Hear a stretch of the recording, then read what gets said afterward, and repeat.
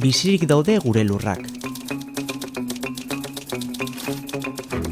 Bizi dabil gure hizkuntza.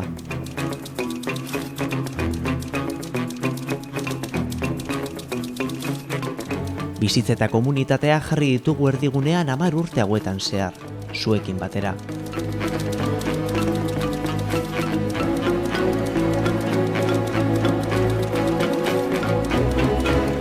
Bizita ugari egin ditugu zuei esker Aiaraldeko ondarea, proiektuak eta ezagutzak partekatzeko.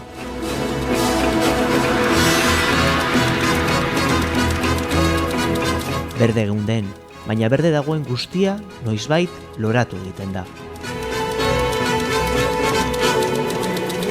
Eta gu, oraindik, berde gaude.